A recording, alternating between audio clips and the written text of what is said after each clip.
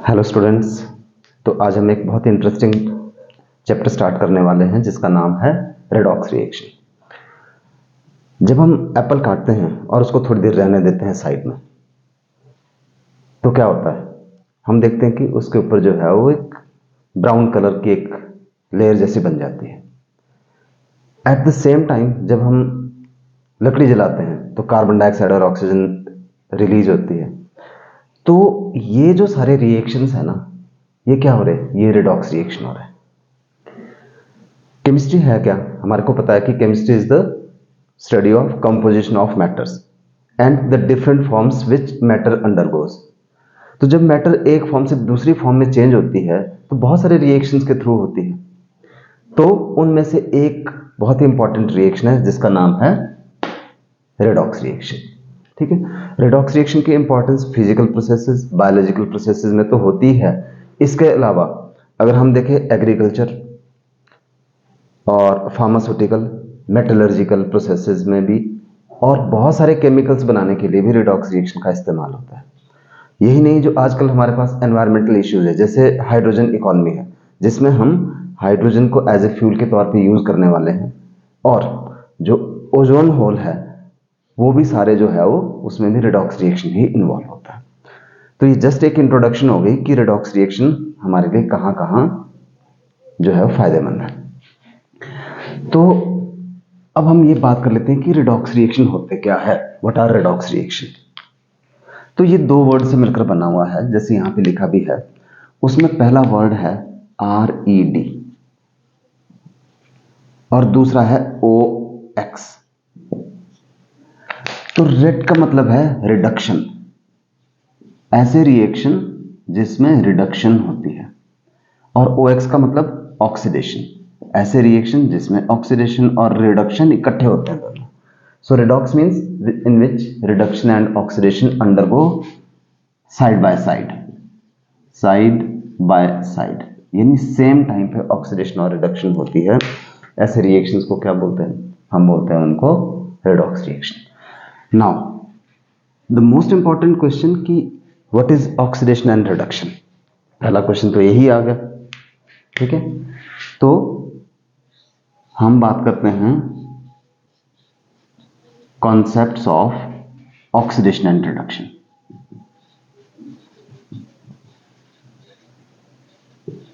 And reduction,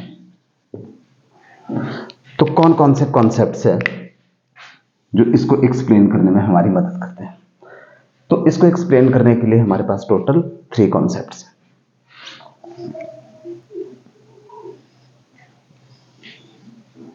और उनका नाम है, सबसे पहला है जी क्लासिकल, क्लासिकल कॉन्सेप्ट्स। सेकंड जो कॉन्सेप्ट है उसका नाम है इलेक्ट्रॉनिक कॉन्सेप्ट, और जो थर्ड है दैट इज ऑक्सीडेशन स्टेट।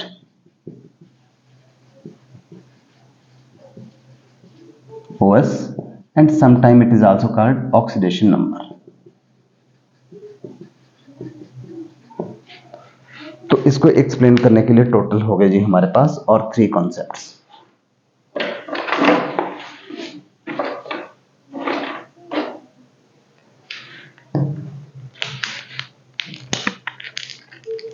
तो वन बाय वन स्टार्ट करते हैं कि पहला कॉन्सेप्ट है जो हमारे पास, जिसका नाम है जी classical concepts.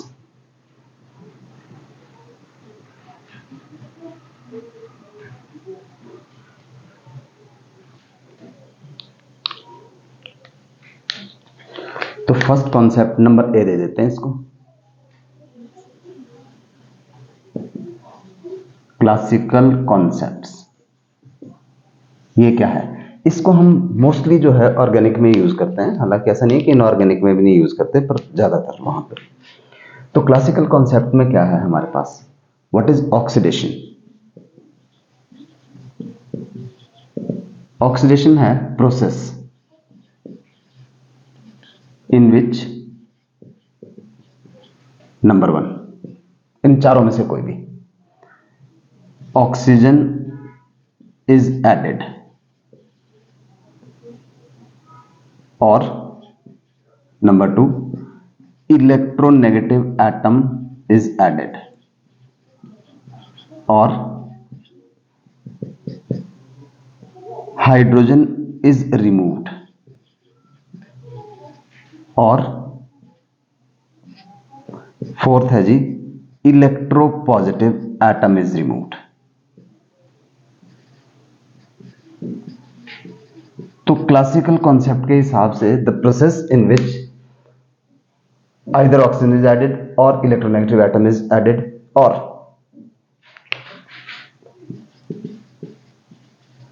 Hydrogen is removed और इलेक्ट्रोपॉजिटिव एटम इज रिमूव्ड, उनको बोलेंगे हम ऑक्सीडेशन।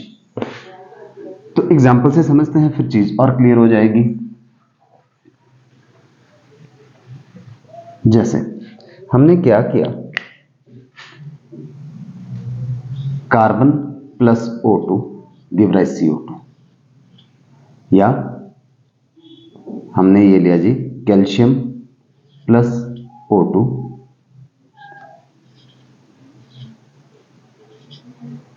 यहां पे जी। तो इन दोनों प्रोसेस के अंदर क्या हुआ, ऑक्सीजन ऐड हुई, ऑक्सीजन इज एडेड। अच्छा और देखते हैं जी, Mg प्लस F2 ये क्या बन गया MgF, ठीक है। या हम बोल सकते हैं कि Mg plus Cl2 give rise MgCl2।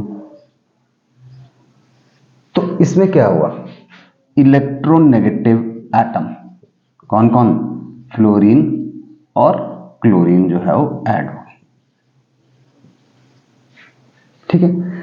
तीसरा पॉइंट क्या था, the process in which hydrogen is removed, जिसमें से हाइड्रोजन जो है हमारे पास निकल जाती है। तो ये देखते हैं हम H2S प्लस Br2, यहां से हाइड्रोजन निकल गई और हमारे पास क्या बच गया, बन गया ये 2HBr प्लस S। तो इसमें हाइड्रोजन रिमूव हो गई, ठीक है। और क्या लिखा था, इन विच इलेक्ट्रोपॉजिटिव एटम इज रिमूव्ड।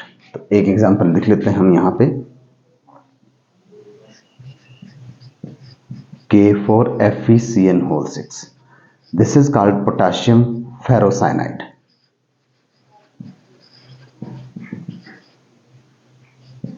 अगर हम इसको हाइड्रोजन पेरोक्साइड के साथ करवाएंगे रिएक्ट, तो हमारे पास क्या हो जाएगा, उसमें से एक पोटेशियम रिमूव हो गया,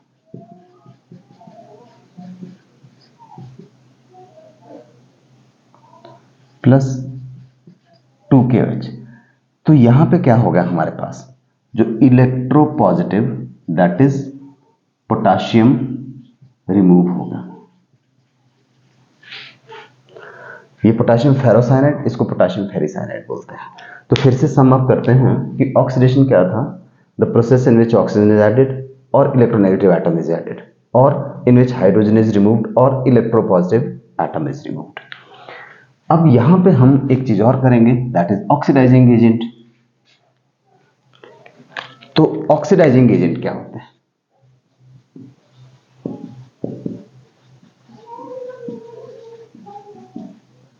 ऑक्सीडाइजिंग एजेंट वो होते हैं, हम इसको OA आगे जाके एब्रीवेट करेंगे, और ऑक्सीडेंट भी बोलते हैं, sometime they are called oxidant. तो ऑक्सीडाइजिंग एजेंट या ऑक्सीडेंट कौन हुए, विच कॉजेज ऑक्सीडेशन, ठीक है, जिसने ऑक्सीडेशन की।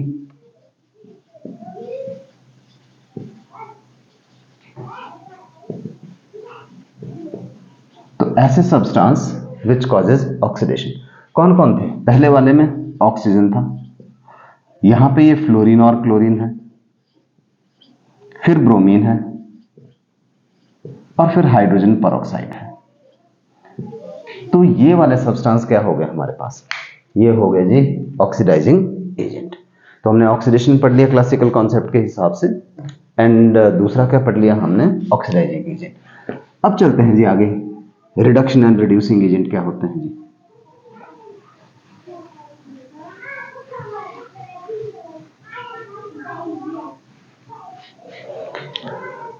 सो बात करते हैं रिडक्शन की। रिडक्शन क्या हो गया, इसका एकदम ऑपोजिट, मतलब ये क्या होता है, it is the process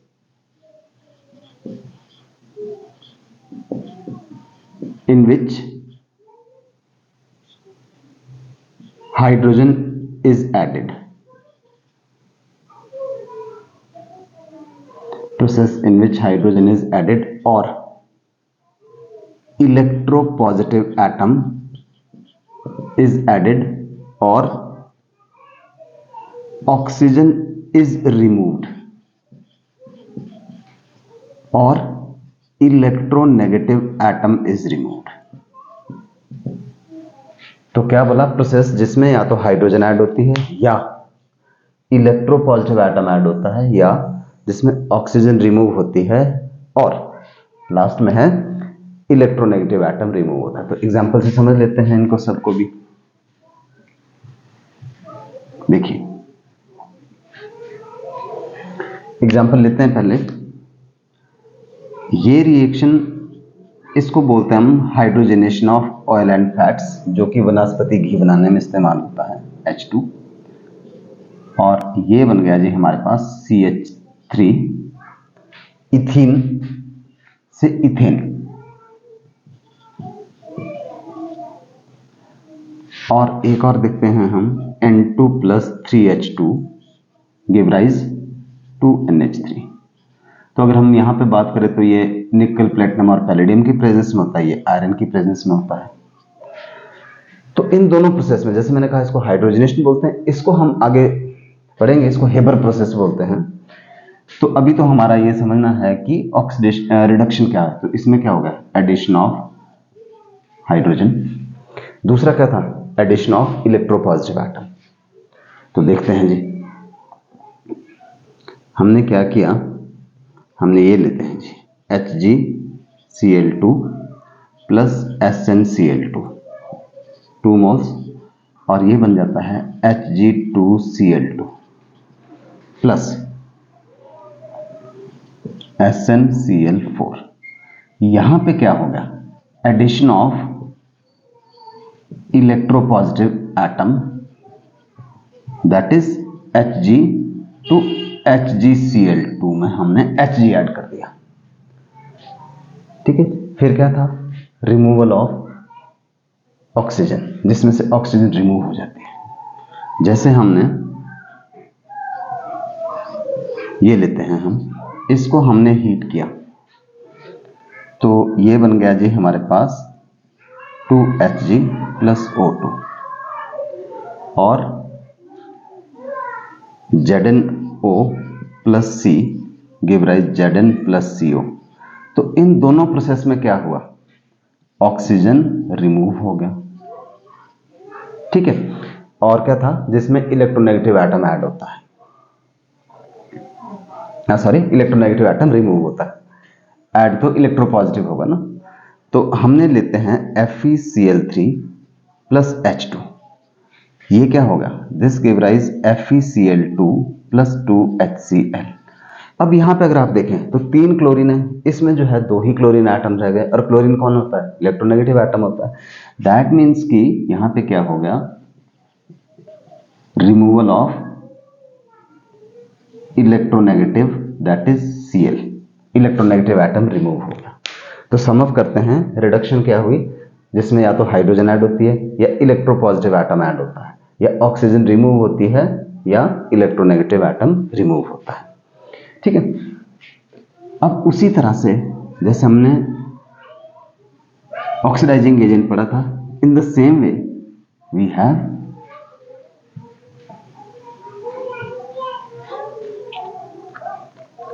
reducing agent.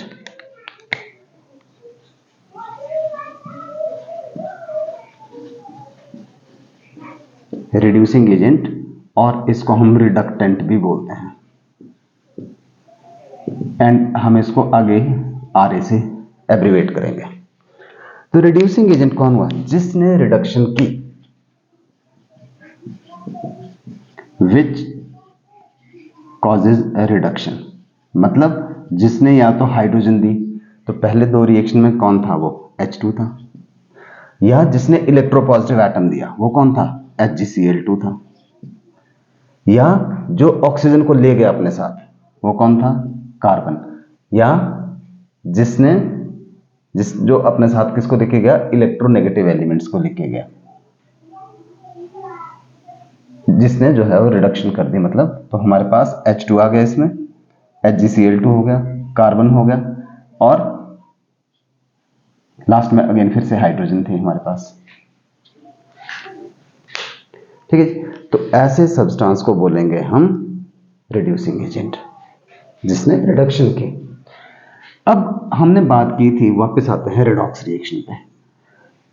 आपको एक बात याद रखना है कि कभी अकेली ऑक्सीडेशन नहीं हो सकती और कभी अकेली रिडक्शन नहीं हो सकती। ये दोनों प्रोसेस है विच गो साइड बाय साइड।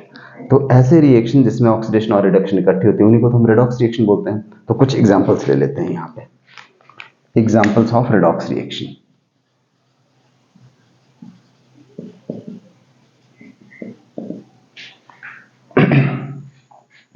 तो इन्हीं में से लेते हैं जो भी हमने ऊपर लिए। तो सबसे पहला हमने लिया जी ZnO plus C give rise Zn plus CO। अब अगर हम यहां पे देखें, ये ZnO था और उसमें से ऑक्सीजन निकल के और ये बच गया जी हमारे पास जिंक। तो अभी अभी हमने पढ़ा तो है, इसको ऐसे दिखा देते हैं पहले कि क्या हुआ यहां पे। देखिए ZnO था, उसमें से ऑक्सीजन निकल गई, और अगर ऑक्सीजन निकल जाए उसको क्या बोलते हैं हम, रिडक्शन। ठीक है, उस प्रोसेस को क्या बोलेंगे, रिडक्शन, यानी रिमूवल ऑफ ऑक्सीजन। और कार्बन में क्या होगी, ऑक्सीजन ऐड होगी, तो हम क्या बोलेंगे इसको, ऑक्सीडेशन, यानी कार्बन की ऑक्सीडेशन हुई और जिंक ऑक्साइड की जो है वो हमारे पास क्या होगी, रिडक्शन होगी। अच्छा, अब यहां पे ऑक्सीडाइजिंग एजेंट कौन है और रिड्यूसिंग एजेंट कौन है वो देख लेते हैं। तो भाई ऑक्सीडाइजिंग एजेंट जिसने ऑक्सीजन दी, किसने दी, ZnO। और रिड्यूसिंग एजेंट कौन है, जिसने ऑक्सीजन दी, वो कौन है, कार्बन। आप सिंपल सा बात भी याद रखिएगा कि जिसकी ऑक्सीडेशन होती है ना वो उसको बोलेंगे रिड्यूसिंग एजेंट, और जिसकी रिडक्शन होती है वो होता है ऑक्सीडाइजिंग एजेंट। सिंपल सी बात क्या बोला कि जिसकी ऑक्सीडेशन हुई वो रिड्यूसिंग एजेंट और जिसकी रिडक्शन हुई वो ऑक्सीडाइजिंग एजेंट। ऐसे भी याद रख सकते हो अगर कहीं कंफ्यूजन है। और ले लेते हैं एग्जांपल।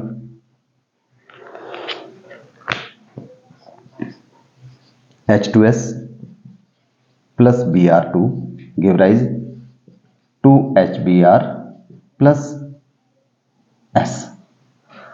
अब यहां पे भी चेक कर लेते हैं कि क्या है, Br2 से बन गया HBr और H2S से क्या हो गया, सल्फर बन गया।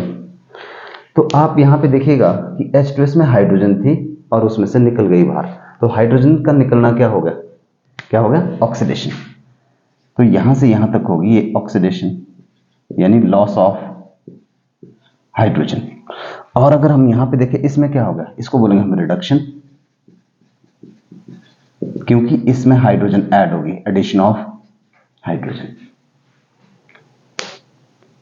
तो फिर ऐसे रिएक्शंस को क्या बोलेंगे हम, रिडॉक्स रिएक्शन। और वही बात हो गई यहां पे कि इसमें कौन ऑक्सीडाइजिंग एजेंट है, कौन है जो ऑक्सीडाइजिंग एजेंट, मैंने सिंपल सा आपको तरीका बताया कि जिसकी रिडक्शन हो रही है वो ऑक्सीडाइजिंग एजेंट है हमारे पास। किसकी हो रही है रिडक्शन, ब्रोमीन की, Br2। तो हमारे पास जो ऑक्सीडाइजिंग एजेंट कौन आ गया, Br2। और रिड्यूसिंग एजेंट कौन हो गया जी, फिर रिड्यूसिंग एजेंट हो गया हमारे पास H2S।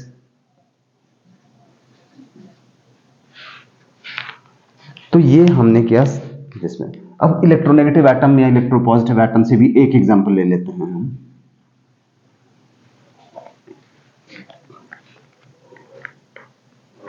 चलिए इसी को ले लेते हैं, जो लास्ट में भी हमने लिखा था कि FeCl3 plus H2 give rise FeCl2 plus 2HCl।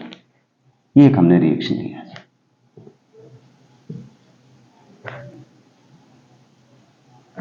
2HCl। अब यहां पे हमारे पास इलेक्ट्रोनेगेटिव एटम के बारे में बात हो रही है। तो क्या हुआ, FeCl3 से FeCl2 बना, तो इलेक्ट्रोनेगेटिव एटम क्या हो गया, निकल गया। और जिसमें इलेक्ट्रोनेगेटिव एटम निकलता है उसको क्या बोलते हैं? रिडक्शन। यानी this is reduction. Electronegative atom यानी Cl रिमूव हो गया, और हाइड्रोजन में क्या हो गया? वही इलेक्ट्रोनेगेटिव एटम ऐड हो गया, तो उसको क्या बोलेंगे हम? उसकी ऑक्सीडेशन, क्योंकि इलेक्ट्रोनेगेटिव एटम एडेड। ठीक है जी। तो यहां पे हमने इलेक्ट्रोनेगेटिव एटम के टर्म में बात कर ली। तो ऑक्सीडाइजिंग एजेंट कौन हुआ? सेम कॉन्सेप्ट अप्लाई कर लेते हैं। तो ऑक्सीडाइजिंग एजेंट जिसकी रिडक्शन हुई वो कौन था? FeCl3। और रिड्यूसिंग एजेंट कौन हुआ? H2 जिसकी ऑक्सीडेशन हुई, वाइस वर्सा, जैसे भी आप समझिएगा। तो ये हमारे पास क्लासिकल कॉन्सेप्ट के हिसाब से हमने ऑक्सीडेशन और रिडक्शन कर लिया। अब एक काम कर लेते हैं, एक दो क्वेश्चंस कर लेते हैं, और उसमें हमने बताना है कि विच एनसीईआरटी का क्वेश्चन ले लेते हैं, 11th की एनसीईआरटी। और उसमें हमारे पास है क्वेश्चन, क्वेश्चन है जी कि in which of the reaction given below, in the reaction given below identify the species undergoing oxidation and reduction. तो हमारे को क्या बताना है कि identify the species which undergoing oxidation and reduction जिसकी हो रही है उनको बताना है। तो पहला एग्जांपल ले लेते हैं, H2S plus Cl2 give rise 2HCl plus S। तो देखिए इसको हम दोनों तरीके से कर सकते हैं। अभी हमने ऊपर ये ऐसा कर लेते हैं। तो भाई किसकी ऑक्सीडेशन हुई, किसकी रिडक्शन हुई? H2S से अगर हम सल्फर में गए तो क्या हुआ? इसमें से हाइड्रोजन जो है रिमूव होगी, लॉस ऑफ हाइड्रोजन। यानी ये क्या होगी? लॉस ऑफ हाइड्रोजन क्या होता है? ऑक्सीडेशन। और इसमें हाइड्रोजन ऐड होगी, तो एडिशन ऑफ हाइड्रोजन क्या होता है? रिडक्शन। ठीक है। तो सिंपल बात ये होगी जी हमारे पास कि H2S का क्या होगा? ऑक्सीडेशन होगी, और Cl2 की क्या होगी? रिडक्शन होगी। अगर आप इलेक्ट्रोनेगेटिव एटम के कंटेक्स्ट में देखना चाहते हैं तो यहां पे क्या हो गया हमारे पास? H2S में से जो सल्फर था वो इलेक्ट्रोनेगेटिव, जो ये था हमारे पास, सॉरी हाइड्रोजन हो गया ज्यादा इलेक्ट्रोनेगेटिव। तो हमारे पास इस कैटेगरी में क्या हो गया कि, हाँ उल्टा भी तो बोल सकते हैं हम, कि इसमें जो क्लोरीन ऐड हो गया, इलेक्ट्रोनेगेटिव एटम ऐड हो गया, तो ऑक्सीडेशन हो गई। H2S में Cl आ गया ना, यहाँ इसमें हमारे पास H2 में Cl आ गया, तो ऑक्सीडेशन या तो हम बोलेंगे लॉस ऑफ हाइड्रोजन और addition of chlorine, electronegative atom, और यहां पे एडिशन ऑफ हाइड्रोजन। ठीक है, रिडक्शन हो गई हमारे पास। या इसमें क्या हो गया हमारे पास? Addition of electropositive atom, hydrogen हो गया फिर उसमें। तो ये हाइड्रोजन और ऑक्सीजन के कॉन्टेक्स्ट में हमने बात कर ली। अब दूसरा जो एक और एग्जांपल ले लेते हैं हम, तो वो है जी 3Fe3O4 plus 8Al, this give rise 9Fe plus 4Al2O3। This is our second. तो इसमें भी फिर बात कर लेते हैं कि क्या क्या हो रहा है। देखिए यहां पे Fe3O4 था, अब यहां पे क्या हो गया? Fe बच गया, मतलब यहां से यहां रिमूवल ऑफ ऑक्सीजन हो गई। या क्योंकि ऑक्सीजन कैसा? Removal of electronegative atom. तो इन दोनों प्रोसेस को क्या बोलते हैं हम? रिडक्शन। और एल्यूमिनियम में क्या हो गया? ऑक्सीजन ऐड हो गई, तो ये क्या हो गया जी? मतलब addition of oxygen, that is electronegative atom. तो उस प्रोसेस को क्या बोला जाता है? उस प्रोसेस को बोलते हैं हम ऑक्सीडेशन। तो कहने का मतलब ये हुआ कि एल्यूमिनियम की ऑक्सीडेशन हुई और जो ये फेरिक ऑक्साइड होता है Fe3O4, इसकी क्या हो गई, इसकी हो गई रिडक्शन। तो आई होप कि आपको ये क्लियर हो गया होगा क्लासिकल कॉन्सेप्ट। और फिर हम कुछ असाइनमेंट सॉल्व करेंगे, फिर देखते हैं इसके बारे में। तो this was the first concept जो कि था हमारे पास रेडॉक्स रिएक्शन का, जिसको बोलते हैं हम और क्लासिकल कॉन्सेप्ट। आते हैं जी आगे। Number B concept, electronic concept. तो जो सेकंड कॉन्सेप्ट है हमारा B, that was electronic concept.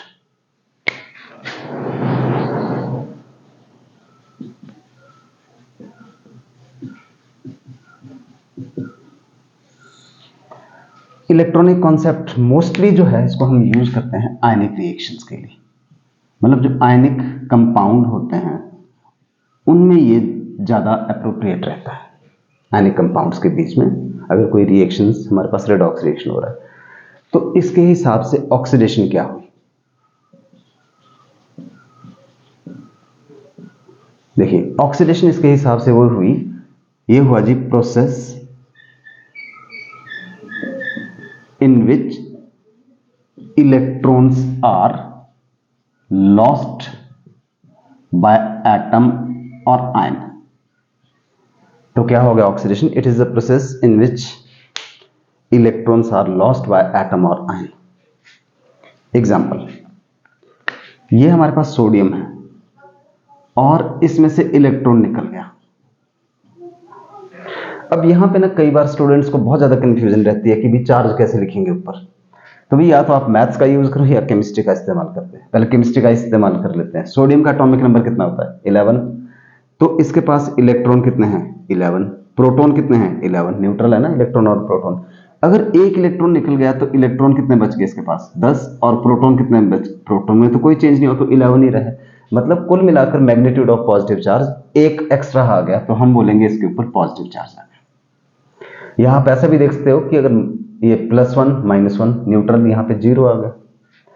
उसी तरह से ये Fe2 पॉजिटिव था और इसमें से हो गया जी Fe3 पॉजिटिव, मतलब एक इलेक्ट्रॉन निकल गया तो Fe3 पॉजिटिव आएगा। फिर से वही बात कि भाई अगर आप Fe2 पॉजिटिव में करें, एटॉमिक स्ट्रक्चर में आप करते हैं इलेक्ट्रॉन प्रोटॉन न्यूट्रॉन, तो आप इसका एटॉमिक नंबर कितना होता है? 26। तो प्रोटॉन तो 26 ही है इसके पास। अब अगर उसमें से 2 इलेक्ट्रॉन निकल गया तो वही बात जो मैंने ऊपर बताई, तो यहां पे इलेक्ट्रॉन कितने रह गए इसके पास? 24। तो तभी तो मैग्नीट्यूड ऑफ +2 आया। अगर उसमें से भी एक इलेक्ट्रॉन निकल जाता है बाहर तो इलेक्ट्रॉन बच गए 23 और प्रोटॉन तो 26 रहे, तो कुल मिलाकर +3 चार्ज आ गया। तो आई होप कि आपको ये चार्ज वाला कॉन्सेप्ट क्लियर हो गया होगा। तो इसमें हमने एक बात देखी कि जब भी ऑक्सीडेशन होती है तो जो पॉजिटिव वैलेंसी होती है ना वो इंक्रीज होगी। देखिए 0 से +1, +2 से +3, तो whenever oxidation take place positive valence increase at the same time। और देखते हैं ये Cl नेगेटिव है, इसने एक इलेक्ट्रॉन लूज कर दिया, तो वही बात होगी कि इसका -1 इधर 0 और -1 बराबर बराबर। वैसे भी अगर आप इलेक्ट्रॉन की टर्म में देखें तो क्लोरीन का एटॉमिक नंबर कितना होता? 17। इलेक्ट्रॉन शुरू में क्लोरीन में 17 थे, प्रोटॉन में 17। Cl नेगेटिव इलेक्ट्रॉन कितने हो गए? 18। और अगर उसमें से एक निकल गया था बाहर तो वही बात हो गई, हमारे पास चार्ज न्यूट्रल हो। एट द सेम टाइम ये है हमारे पास FeCN6 4 नेगेटिव। इसमें से मान लेते हैं एक या दो इलेक्ट्रॉन, कुछ भी निकाल लेते हैं, दो भी निकाल सकते हैं, कोई जरूरी नहीं कि एक ही।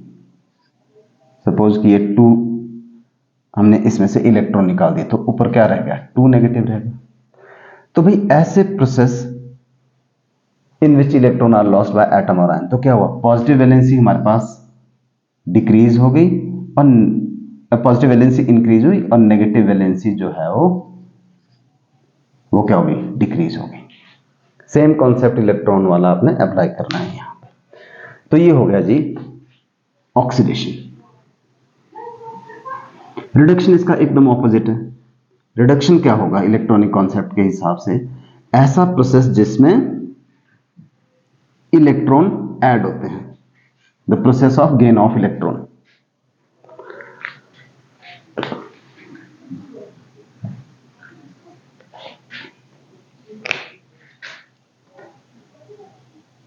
रिडक्शन।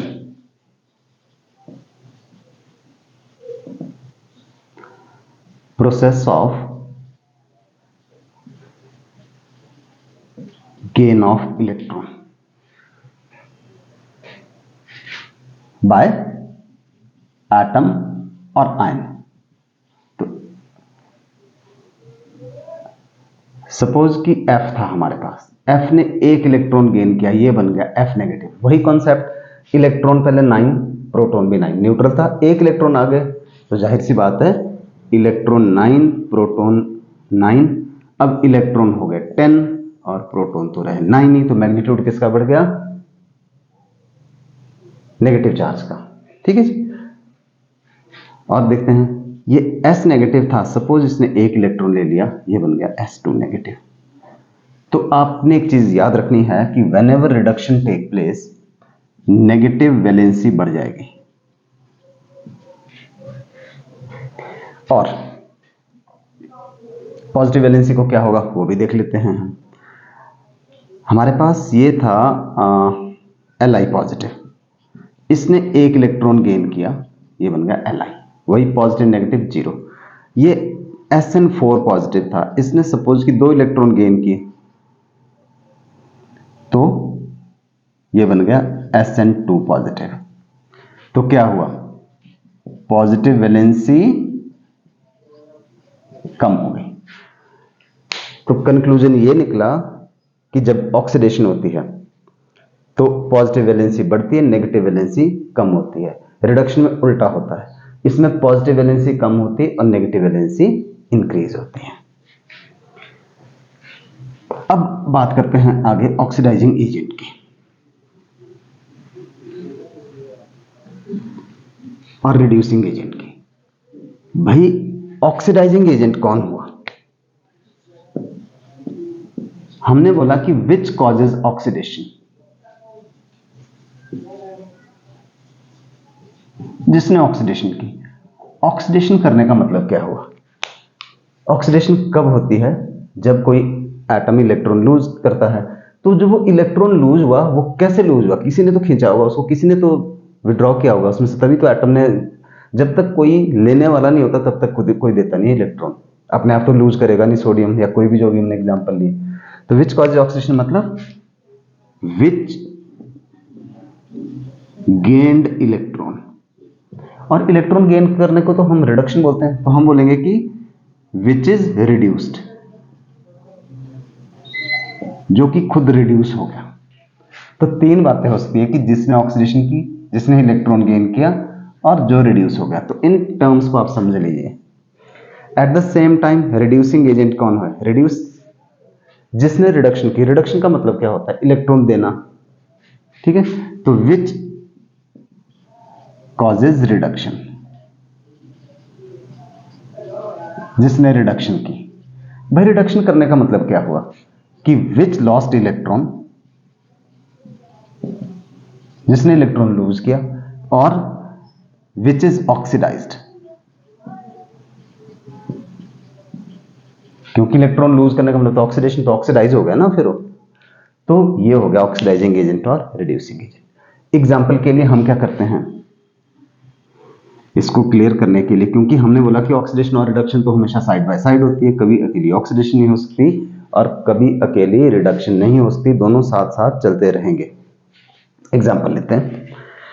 मान लीजिए हमारे पास ये है जी, जिंक को हमने कॉपर आयन के सॉल्यूशन में डाल दिया जी।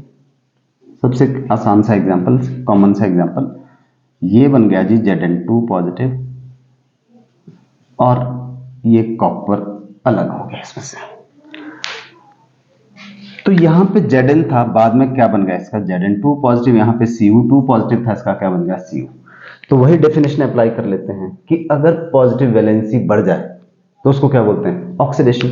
इसका मतलब ये ऑक्सीडेशन होगी। क्यों हुई ऑक्सीडेशन? क्योंकि भाई पॉजिटिव वैलेंसी या पॉजिटिव चार्ज जो है वो इंक्रीज हो गया, और ये क्या हो गया? रिडक्शन, क्योंकि पॉजिटिव वैलेंसी जो है वो डिक्रीज हो गई। तो वही बात है इसका मतलब इसने इलेक्ट्रॉन लूज किया, और जो इलेक्ट्रॉन लूज करता है वो क्या होता है, और जो इलेक्ट्रॉन गेन करता है, अभी अभी हमने बात की, जो इलेक्ट्रॉन लूज करता है वो हो गया रिड्यूसिंग एजेंट। कौन हुआ जी? रिड्यूसिंग एजेंट कौन हुआ? जिसने इलेक्ट्रॉन लूज किया, यानी जिंक ने। और जिसने गेन किया वो क्या हो गया? Oxidising agent. और सिंपल सी बात भी मैंने आपको पहले भी बता रखी है कि भाई जिसकी ऑक्सीडेशन होती है वो रिड्यूसिंग एजेंट, जिसकी रिडक्शन होती है ऑक्सीडाइजिंग एजेंट। ऐसे भी आप याद रख सकते हैं। अच्छा, अब क्योंकि हमारा जो कॉन्सेप्ट है वो तो इलेक्ट्रॉनिक कॉन्सेप्ट है, इसमें इलेक्ट्रॉन तो हमारे को कहीं दिखे नहीं, ठीक है। तो जो रिडॉक्स रिएक्शन होता है ना, कोई भी रिडॉक्स रिएक्शन, वो टू हाफ रिएक्शन से मिलकर बनता है। तो each redox reaction is made of two half reaction.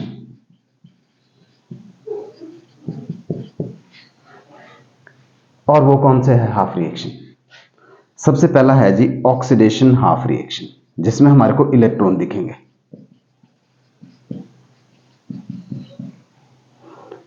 और हम इसको आगे जाके एब्रीवेट करेंगे OHR, oxidation half reaction.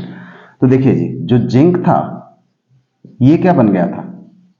Zn2 positive बन गया हमारे पास इस रिएक्शन में। इसका मतलब क्या हुआ कि इसने जो है वो इलेक्ट्रॉन लूज किए होंगे। कितने इलेक्ट्रॉन? 0 से +2 में गए, दैट मीन्स कि 2 इलेक्ट्रॉन इसने लूज किए।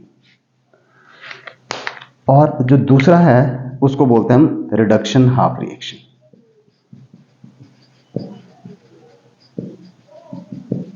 RHR।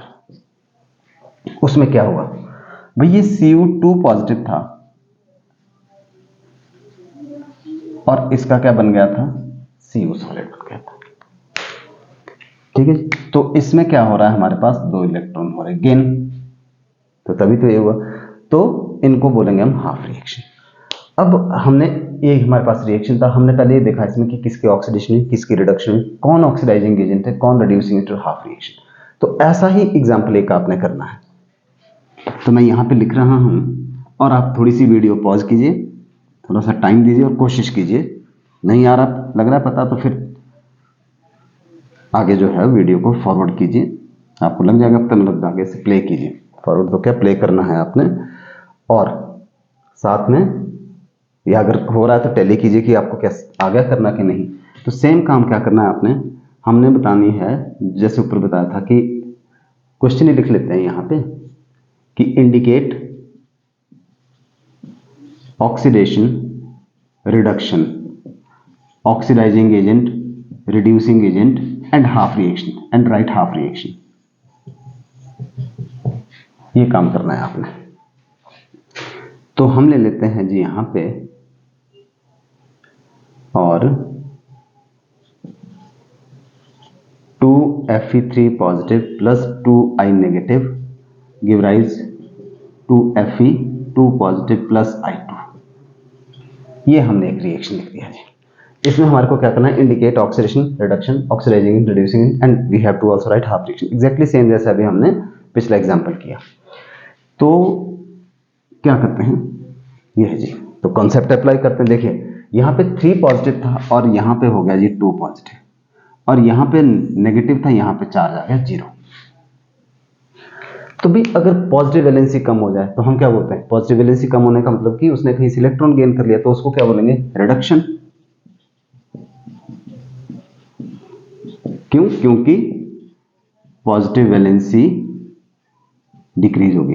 ये -1 था, इसमें चार्ज 0 आ गया, तो इसको बोलेंगे हम ऑक्सीडेशन। क्यों? क्योंकि यहां पे नेगेटिव वैलेंसी डिक्रीज हो रही है। इसमें पॉजिटिव नेगेटिव दोनों है। जो पिछला एग्जांपल उसमें पॉजिटिव पॉजिटिव था, हो सकता है दोनों में नेगेटिव नेगेटिव भी हो, कभी ऐसे रिएक्शन भी हो सकते हैं। तो फिर वही कॉन्सेप्ट, ऑक्सीडाइजिंग एजेंट कौन है, रिड्यूसिंग एजेंट कौन है? भाई ऑक्सीडाइजिंग एजेंट है हमारे पास जिसकी रिडक्शन हुई, तो Fe3 पॉजिटिव। और रिड्यूसिंग एजेंट कौन है? जिसकी ऑक्सीडेशन हुई, आयोडाइड आयन।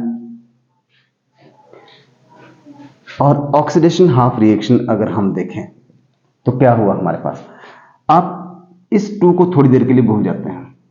ये I नेगेटिव था ना, और I नेगेटिव से हमारे पास बन गया I, ठीक है। तो इसके ऊपर चार्ज -1, इसके पास चार्ज 0 है, दैट मीन्स कि इसने एक इलेक्ट्रॉन लूज किया, पर हमारे पास तो यहां पे I2 दिया हुआ है, तो ये बैलेंस करना पड़ेगा ना हमारे पास। दैट मीन्स कि 2 इलेक्ट्रॉन निकल गए। फिर एट द सेम टाइम जो रिडक्शन हाफ रिएक्शन था उसमें क्या हुआ भाई, देखो Fe, इस 2 को फिर से हम थोड़ी देर के लिए भूल जाते हैं। इस 2 को, जो बैलेंसिंग कोफिशिएंट है, हमने क्या देखा, Fe3 पॉजिटिव से हम गए Fe2 पॉजिटिव में, मतलब इस रिएक्शन में ऐसा हो रहा है। तो जाहिर सी बात है कि 3 से 2 में जा रहे, तो एक इलेक्ट्रॉन हमारे को करना पड़ेगा ऐड। अब वही बात है, क्योंकि यहां पे 2 है, अगर 2 Fe3 है, एक Fe3 पॉजिटिव ने अगर इलेक्ट्रॉन गेन किया तो एक, या अगर 2 करेंगे तो जाहिर सी बात है इलेक्ट्रॉन भी 2 होंगे। तो आपने एक बात याद रखनी है कि किसी भी प्रोसेस का जो प्रोडक्ट है वो कभी इलेक्ट्रॉन नहीं हो सकता। इलेक्ट्रॉन हमेशा मतलब कैंसिल हो जाने चाहिए, तब जाके वो सही रिएक्शन है। अगर नहीं है तो हम आगे जाके भी पढ़ेंगे, फिर हमारे को उसको इक्वलाइज करना पड़ेगा, बैलेंस करना पड़ेगा, ताकि इलेक्ट्रॉन कैंसिल हो जाए। इलेक्ट्रॉन बचना नहीं चाहिए। Electron can never be the product of any reaction. अब हम क्या करते हैं, हम एक एग्जांपल लेते हैं इस चीज को और क्लियर करने के लिए। और वो एग्जांपल कैसे, क्या लेते हैं,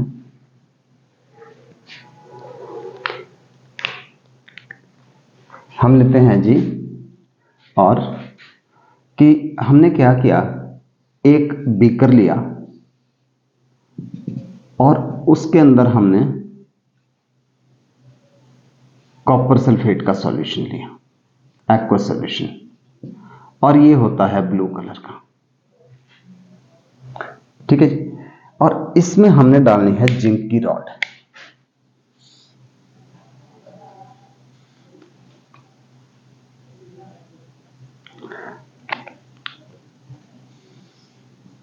दिस इज जिंक रॉड।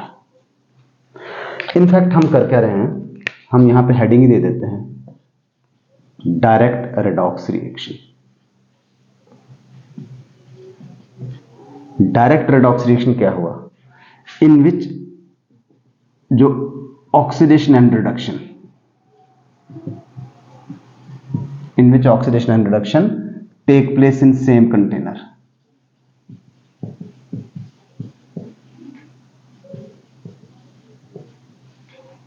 तो हमने क्या किया कि जिंक की रॉड डाली कॉपर सल्फेट के एक्वा सॉल्यूशन में, जो कि ब्लू कलर का है सॉल्यूशन। तो आफ्टर सम टाइम हम क्या देखते हैं उसमें, this is after some time, हम क्या नोट करते हैं कि जो इसका ब्लू कलर था ना, वो एक तो चेंज हो गया, और जो ये रॉड है वो डिसॉल्व होना शुरू हो गई।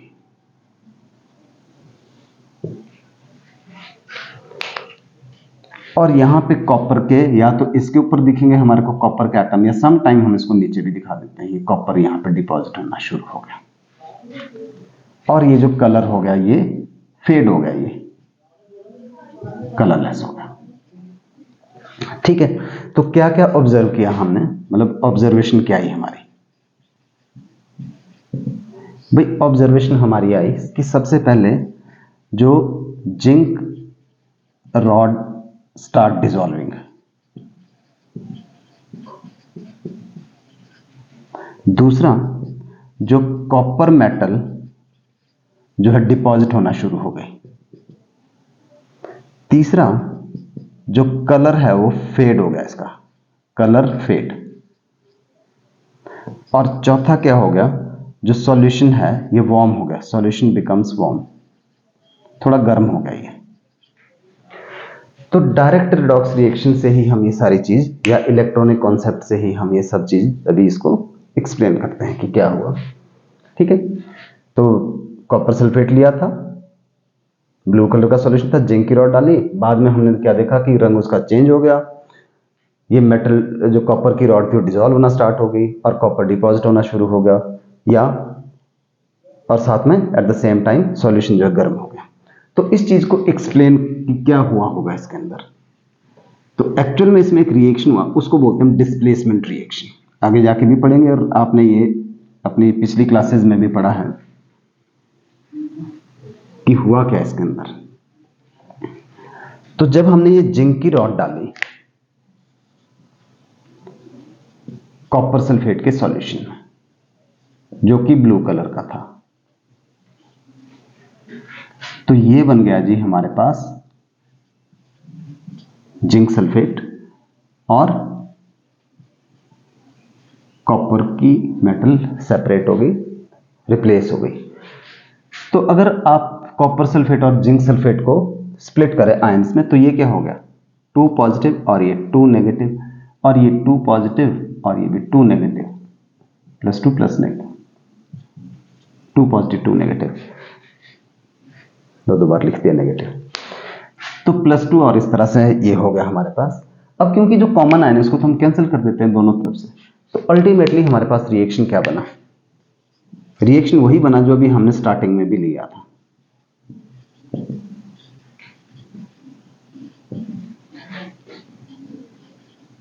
ये वाला था। और उस रिएक्शन में हम क्योंकि सारी चीज एक्सप्लेन कर चुके हैं कि यहां से यहां तक ऑक्सीडेशन हो गई और यहां से यहां तक जो है वो रिडक्शन हो गई। तो अब हमने वो सारी चीज एक्सप्लेन करनी है कि देखिए सबसे पहली ऑब्जर्वेशन, अब हम उसको एक्सप्लेन करने वाले हैं सारी चीजें। तो पहली बात क्या थी कि zinc rod loses its weight, it start dissolving. तो बिकॉज जो जिंक की क्या होती है, ऑक्सीडेशन हो रही है, और हमारे को पता है कि whenever oxidation take place it start losing electron Zn2 positive में, और 2 इलेक्ट्रॉन इसने लूज करना शुरू कर दिया। तो जिंक जो Zn2 पॉजिटिव, तो इस वजह से जो जिंक की रॉड जो है वो अपना वेट लूज कर दिया। सेकेंड ऑब्जर्वेशन क्या थी जी, कि copper metal start depositing either on zinc rod और at the bottom of container. तो भाई बिकॉज जो Cu2 पॉजिटिव आयन थे कहां थे, वो उनकी क्या हो रही है, जो सॉल्यूशन में थे ये, उनकी रिडक्शन होना शुरू हो गई है। यानी Cu2 पॉजिटिव ने, जो जिंक ने इलेक्ट्रॉन लूज किए थे वो इसने गेन करना शुरू कर दिए और ये कॉपर एटम बनना शुरू हो गया। तो भाई इस वजह से हमारे पास क्या हो गया, जो है वो इसकी हमारे पास हो गई रिडक्शन। ठीक है जी। नाउ जो थर्ड है हमारे पास, थर्ड पॉइंट क्या है कि इसका जो रंग था वो कलरलेस हो गया। मतलब पहले ये ब्लू कलर का था और जो नेक्स्ट में है हमारे पास ये कलरलेस में चेंज हो गया। तो क्यों हुआ, क्योंकि देखिए जो Cu2 पॉजिटिव था इसकी वजह से कलर था ब्लू। हमारे पास transition elements and their compounds आगे आते हैं, तो उसमें हम पढ़ते हैं कि जो ट्रांजिशन मेटल होती है दे शो कलर्स। तो इसकी वजह से ब्लू था, पर ये बाद में क्या हो गया, ये तो Cu में कन्वर्ट हो गया और जो Zn था पहले वो किस में कन्वर्ट हो गया, Zn2 पॉजिटिव। तो ये जो Zn2 पॉजिटिव होते हैं ना, ये क्या होते हैं, ये कलरलेस होते हैं। कॉपर आयन ब्लू कलर का होता है और ये कलरलेस का होता है। तो इस वजह से सॉल्यूशन का जो हमारे पास रंग क्या हो गया, फेड हो गया। और लास्ट जो हमने इसमें पढ़ी थी कि ये जो सॉल्यूशन है दैट बिकम्स वार्म, थोड़ा गर्म हो गया सॉल्यूशन। तो उसके लिए क्या हुआ कि why solution becomes warm, in fact ये रिएक्शन अपने आप हुआ। हमने जिंक की रॉड को कॉपर सल्फेट के सॉल्यूशन में डाला तो ये जिंक सल्फेट बन गया। तो ऐसे रिएक्शन जो अपने आप होते हैं उनको बोलते हैं स्पॉन्टेनियस रिएक्शन। तो एज जो रिएक्शन है वो है स्पॉन्टेनियस, ये अपने आप हुआ। और थर्मोडायनेमिक्स चैप्टर में हम पढ़ते हैं कि जो रिएक्शन अपने आप होता है उसमें क्या होता है, जो गिब्स फ्री एनर्जी है वो कम होती है। This is called delta G, Gibbs free energy.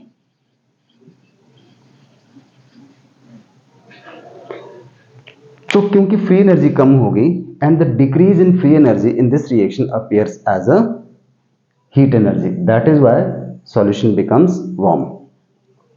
तो ये सारी एक्सप्लेनेशन हमने इस बेसिस पे कर ली है।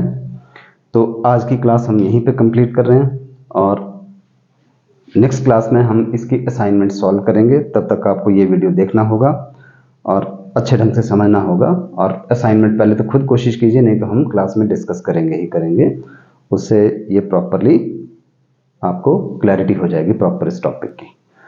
सो that's all for today, thank you, see you in next video class.